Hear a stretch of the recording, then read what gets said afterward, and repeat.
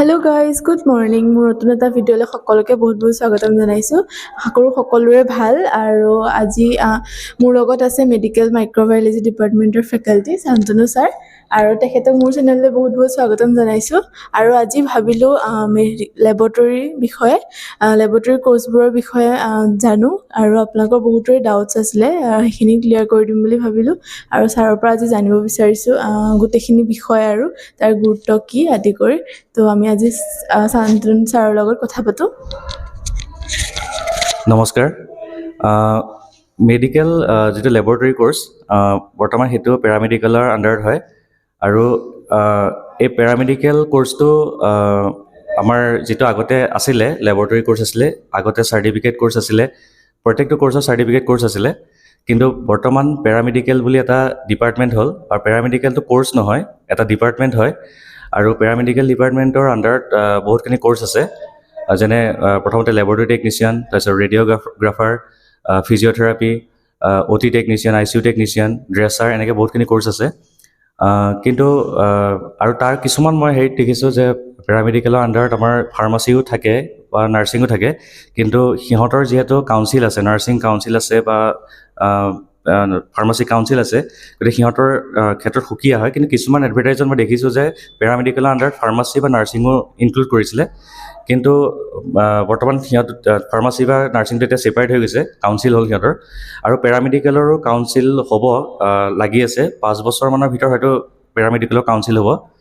আৰু বৰ্তমান সময়ত পেৰামেডিকেল কোৰ্চটো এটা খুব গুৰুত্বপূৰ্ণ ডিপাৰ্টমেণ্ট হয়, কাৰণ পেৰামেডিকেলৰ আণ্ডাৰত যিখিনি আমাৰ লেবৰেটৰী কোৰ্চ আছে বা ফিজিঅ'থেৰাপি আছে, ৰেডিঅ'গ্ৰাফাৰ আছে, এইবিলাক আজিকালি কৰিবই লাগে। কাৰণ আগৰ যি আছিলে, আগৰ আপোনাৰ ডক্টৰে যেতিয়া চোৱাৰ পাছত ডাইৰেক্ট মেডিচিন দিছিলে, কোনো লেবৰেটৰীত টেষ্ট কৰা নাছিলে, ডাইৰেক্ট মেডিচিন দিছিলে।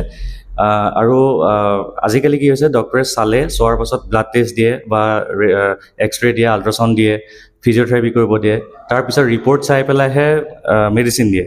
গতিকে তাৰ কাৰণে কি হৈছে, সেই ডিপাৰ্টমেণ্টটোৰ গুৰুত্বখিনি বাঢ়ি গৈছে। আৰু মানুহেও আগতে গম পোৱা নাছিল যে পেৰামেডিকেল কি হয়, বা তাৰ আণ্ডাৰত যিখিনি কোৰ্চ আছিলে, লেবৰেটৰী কি হয়, ফাৰ্মাচী কি, ফিজিঅ'থেৰাপি কি হয়, মানুহে গম পোৱা নাছিলে। কিন্তু যিহেতু এতিয়া মানুহে ডক্টৰৰ ওচৰলৈ গৈ পেলাই টেষ্ট কৰিব দিয়ে, ব্লাড টেষ্ট কৰে, এইখিনি কৰে, গতিকে তাৰ কাৰণে মানুহে লেবৰেটৰী কি হয়, ৰেডিঅ'গ্ৰাফাৰ কি হয়, সেইখিনি বিষয়ে জানিব পাৰিছে। আৰু আজিকালি বৰ্তমান লেবৰেটৰী হওক বা নাৰ্ছিং হোমেই হওক বা যিকোনো এখন চিভিল হস্পিটেলেই হওক, মেডিকেল কলেজেই হওক, এই পেৰামেডিকেল ডিপাৰ্টমেণ্টটো নোহোৱাকৈ হস্পিটেলখন সম্পূৰ্ণ নহয়। গতিকে নাৰ্ছিং বা ফাৰ্মাচী যেনেদৰে এটা গুৰুত্বপূৰ্ণ বিভাগ, ঠিক তেনেদৰে পেৰামেডিকেলটো বৰ্তমান সময়ত এটা গুৰুত্বপূৰ্ণ বিভাগ হিচাপে আমি গণ্য কৰোঁ। আৰু তেখেতসকলে মানে সোধে মোৰ কমেণ্টৰ যোগেৰে যে DMLT-টো কৰাৰ পিছত কি কৰিব পাৰি, বা DMLT ছায়েন্সৰ ষ্টুডেণ্টে অকল কৰিব পাৰে নে আৰ্টছৰো পাৰে, আৰু আৰ্টছৰ যদি ষ্টুডেণ্টে কৰে দেন তাৰ মানে চাকৰি পায় নে নাপায়, পিছলৈ চাকৰি পোৱাৰ কিমান সম্ভাৱনা আছে, তো সেইখিনি কুৱেশ্যনো কৰে। আৰু চেলেৰীৰ কথাও সোধে বহুতে যে চেলেৰী কিমান হ'ব প্ৰাইভেটত বা গভৰ্ণমেণ্টত, আৰু পিছত কি DMLT কৰাৰ পিছত কি পাৰি। প্ৰথমতে DMLT-টোৱে কৰে, তাৰপিছত কি পাৰে লেবৰেটৰীত, মানে তো সেইখিনিও কৈ দিব। আজিৰ পৰা 6-7 বছৰমান আগতে যেতিয়া কলেজবিলাকত, মেডিকেল কলেজবিলাকত পেৰামেডিকেল কোৰ্চবিলাক আহিছিলে, 2008 চনমানৰ পৰা ষ্টাৰ্ট হৈছে মেডিকেল কলেজবিলাকত। আৰু লাহে লাহে এতিয়া আমাৰ তেজপুৰ মেডিকেল কলেজ বা যিবিলাক মেডিকেল কলেজ ষ্টাৰ্ট হৈছে, সেইবিলাকতো আমাৰ এই কোৰ্চবিলাক আহিছে, পেৰামেডিকেল কোৰ্চবিলাক। কিন্তু যেতিয়া 2008 চনৰ পৰা ষ্টাৰ্ট হৈছিলে, তেতিয়া তাৰ আগত চাৰ্টিফিকেট কোৰ্চ আছিলে ডিপ্ল'মাৰ আগত, কিন্তু বৰ্তমান ডিপ্ল'মা কোৰ্চটো মেডিকেল কলেজবিলাকত চলি আছে। কিন্তু তেতিয়াৰ পৰা মানুহে প্ৰথম জনা নাছিল যে লেবৰেটৰী কি কোৰ্চ হয় বা এইখিনি কি কোৰ্চ হয়, পেৰামেডিকেল কোৰ্চখিনি কি হয়, মানুহে গম পোৱা নাছিলে। বহুতে ভাবে যে লেবৰেটৰী বুলি ক'লে কম্পাউণ্ডাৰ বুলি ভাবে বা ফাৰ্মাচিষ্ট নেকি, এনেকৈ বুলি ভাবে। কিন্তু এতিয়া মানুহে গম পোৱা হৈছে। আৰু তাৰ কাৰণে আমাৰ মেডিকেল কলেজবিলাকত ডিপ্ল'মা কোৰ্চ আছে। আৰু তাৰ বাহিৰেও যিবিলাক প্ৰাইভেট কলেজ আছে, শ্ৰীমন্ত শংকৰদেৱ ইউনিভাৰ্চিটিৰ আণ্ডাৰত হওক, Srimanta Sankardev university of health science বুলি কয়, সেইখনৰ আণ্ডাৰতে হওক, বা ডাউন টাউন ইউনিভাৰ্চিটিৰ আণ্ডাৰতে হওক, বা USTM আণ্ডাৰত হওক, এনেকৈ বিভিন্ন ইউনিভাৰ্চিটিৰ আণ্ডাৰত এই কোৰ্চবিলাক আছে। লেবৰেটৰী ডিপ্ল'মা কোৰ্চ আছে, 2 বছৰীয়া হয়। তাৰপিছত লেবৰেটৰী বেচেলৰ কোৰ্চ আছে, 3.5 বছৰ হয়, কিছুমানৰ 4 বছৰো আছে, মানে 3 বছৰৰ কোৰ্চটো হয়, আৰু বাকী 6 মাহ বা এবছৰ ইণ্টাৰ্ণশ্বিপ হয়। তেনেকৈ ফিজিঅ'থেৰাপিও 2 বছৰীয়া ডিপ্ল'মা আছে, ৰেডিঅ'গ্ৰাফাৰ ডিপ্ল'মাখিনি প্ৰায় 2 বছৰীয়া হয়, আৰু বেচেলৰখিনি লেবৰেটৰীৰ ক্ষেত্ৰত 3 বছৰ, ফিজিঅ'থেৰাপিৰ ক্ষেত্ৰত 4 বছৰ, আৰু ৰেডিঅ'গ্ৰাফাৰৰ ক্ষেত্ৰতো তেনেকৈ 3 বছৰ বা 3.5 বছৰ হয়। এনেকৈ বেচেলৰ কৰ্চখিনি থাকে। তাৰপিছত মাষ্টাৰ ডিগ্ৰী কৰ্চ আছে, আৰু মাষ্টাৰ ডিগ্ৰী কৰ্চবিলাক বৰ্তমান সময়ত প্ৰাইভেট কলেজবিলাকত আছে, কিন্তু গভৰ্ণমেণ্ট কলেজৰ ভিতৰত আমাৰ নৰ্থ ইষ্টত মাত্ৰ 2খনেই আছে। এখন হৈছে মিজোৰামৰ ৰিপাঞ্চখনত, আৰু এখন আছে তেজপুৰ মেণ্টেল হস্পিটেলত। আৰু মেণ্টেল হস্পিটেলত অনলি লেবৰেটৰী মাষ্টাৰ ডিগ্ৰী কৰ্চটোৱে আছে, যিটোক MMLS বুলি কয়, master of medical laboratory science. আৰু এই যিবিলাক কৰ্চ আছে তাৰ যিবিলাক শ্বৰ্ট ফৰ্ম হয়, যেনে লেবৰেটৰীটোক ডিপ্ল'মাটোক আমাৰ DMLT বুলি কয়, diploma in medical laboratory technology. ঠিক তেনেদৰে আমাৰ বেচেলৰটোক ক'ব বেচেলৰ মেডিকেল লেবৰেটৰী টেকন'লজি, আৰু মাষ্টাৰ ডিগ্ৰীটোক ক'ব master of medical laboratory technology. ঠিক তেনেদৰে আমাৰ যিটো ফিজিঅ'থেৰাপি আছে, ফিজিঅ'থেৰাপিটোক ডিপ্ল'মাটোক ক'ব DPT, বেচেলৰটোক ক'ব BPT, আৰু মাষ্টাৰ ডিগ্ৰীটো ক'ব MPT। তেনেকৈ শ্বৰ্ট ফৰ্মতো কয়, আৰু গতিকে বহুতে শ্বৰ্ট ফৰ্মবিলাক নাজানে। তেনেকৈ এতিয়া বাকীখিনি কৰ্চ আমাৰ মাষ্টাৰ ডিগ্ৰী কৰ্চবিলাক আমাৰ গভৰ্ণমেণ্ট কলেজত অহা নাই, বা বেচেলৰ কৰ্চখিনি, কিন্তু লেবৰেটৰী বেচেলৰ কৰ্চ বা ডিপ্ল'মা কৰ্চ বা মাষ্টাৰ ডিগ্ৰী কৰ্চখিনি গভৰ্ণমেণ্ট কলেজত আহিছে, আৰু ডিপ্ল'মাখিনি গোটেইকেইখন মেডিকেল কলেজতে আছে।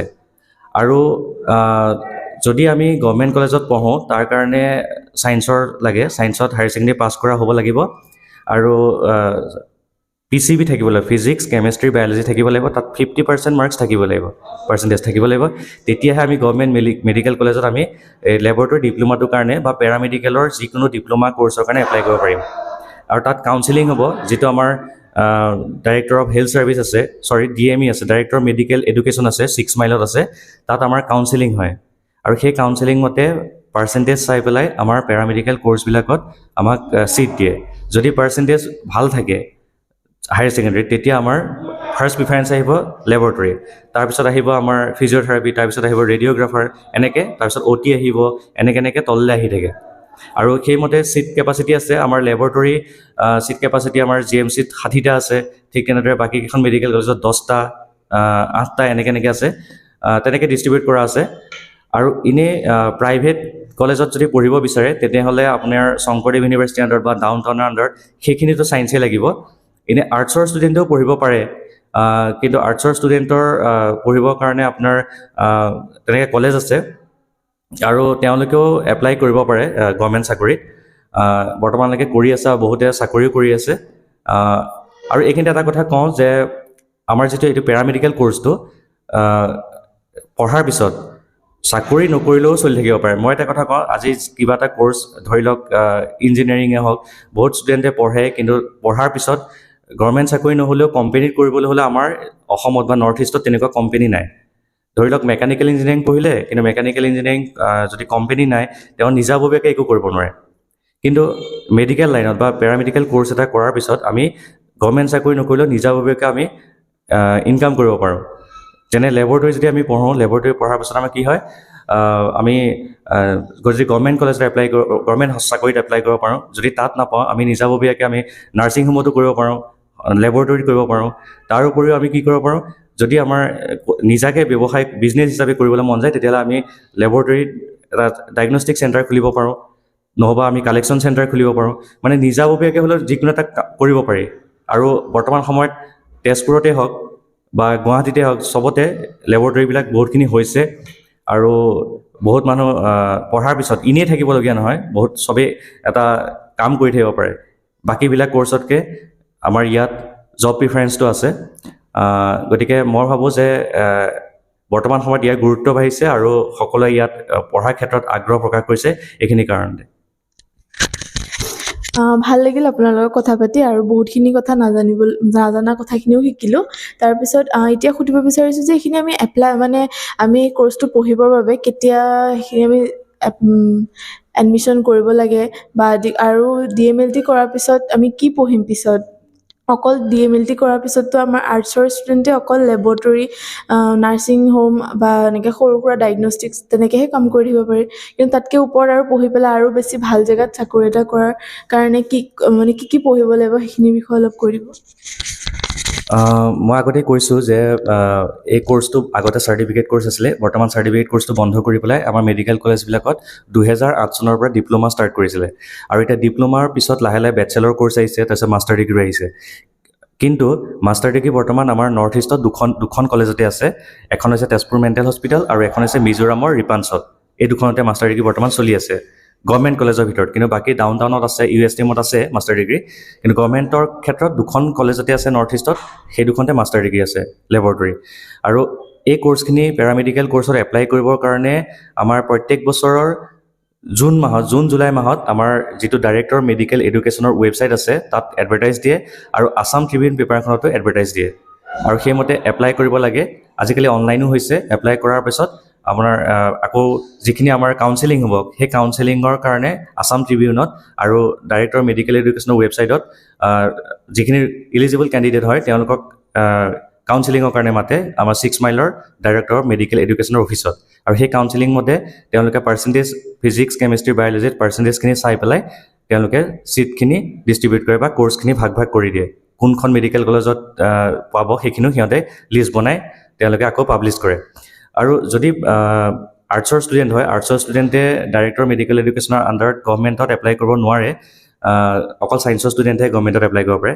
কিন্তু যিসকল আৰ্টছৰ ষ্টুডেণ্ট আছে তেওঁলোকে প্ৰাইভেট কলেজত পঢ়িব পাৰে। যেনে ধৰি লওক তেজপুৰত আছে, তেজপুৰত আপোনাৰ নৰ্থ ইষ্ট পেৰামেডিকেল ইনষ্টিটিউট আছে, তেজপুৰ টিপছ বুলি এখন আছে, Tezpur institute of paramedical science, এনেকৈ তেজপুৰত আছে, সেইখিনিত এপ্লাই কৰিব পাৰে।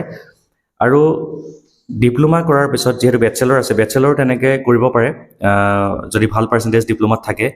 আৰু বেচেলৰ কৰাৰ পাছত মাষ্টাৰ ডিগ্ৰী কৰিব পাৰে। আৰু মাষ্টাৰ ডিগ্ৰী মই কৈছোঁ যে ৰিপাঞ্চত আছে আৰু তেজপুৰ মেণ্টেল হস্পিটেলত আছে। তেওঁলোকৰ সেইমতে পাৰ্চেণ্টেজ লাগিব বেচেলৰত। আৰু মাষ্টাৰ ডিগ্ৰীটো 2 বছৰেই হয়। আৰু যদি তেজপুৰ মেণ্টেল হস্পিটেলত যদি মাষ্টাৰ ডিগ্ৰী কৰে তেনেহ'লে তাত আপোনালোকে থকাৰ কাৰণে কোৱাৰ্টাৰ পাব আৰু লগতে ষ্টাইপেণ্ড দিয়ে, 15,000 টকা ষ্টাইপেণ্ড, 2 বছৰত মান্থলি 15,000কৈ ষ্টাইপেণ্ড দিয়ে। আৰু 16,000 টকাৰ এডমিশ্যন হয়, আৰু সেই 16,000টো পঢ়াৰ পিছত আকৌ ৰিটাৰ্ণ কৰে। গতিকে সেইখিনি সুবিধা বৰ্তমান আছে। আৰু বৰ্তমান মাষ্টাৰ ডিগ্ৰীৰ কাৰণে আমাৰ ইয়াত মাত্ৰ 15টা ছিটহে আছে। 3টা ডিপাৰ্টমেণ্ট, পেথলজি, বায়'কেমিষ্ট্ৰি আৰু মাইক্ৰ'বায়'লজি। আৰু আমি যিটো লেবৰেটৰী কোৰ্চ কৰি আছোঁ, লেবৰেটৰী কোৰ্চত 3টা ডিপাৰ্টমেণ্টে থাকে। এটা হৈছে বায়'কেমিষ্ট্ৰি, মাইক্ৰ'বায়'লজি আৰু পেথলজি। আমি যিহেতু যেতিয়া মাষ্টাৰ ডিগ্ৰী কৰিমগৈ, এই 3টা ডিপাৰ্টমেণ্টৰ ভিতৰত এটাতহে আমি মাষ্টাৰ ডিগ্ৰী কৰিব পাৰোঁ। 3টা ডিপাৰ্টমেণ্ট মেইন হয় লেবৰেটৰীৰ কাৰণে, লেবৰেটৰী টেকনিচিয়ানৰ কাৰণে। ভাল লাগিল আপোনাৰ লগত কথা পাতি, আৰু ইমানেই মোৰ ভিডিঅ'টো সুধিবলগীয়া কথাখিনি আছিল। আৰু যদি কিবা ইনফৰমেশ্যন জানিব বিচাৰা তো কমেণ্ট কৰি জনাবা। আৰু আপোনাক বহুত বহুত ধন্যবাদ।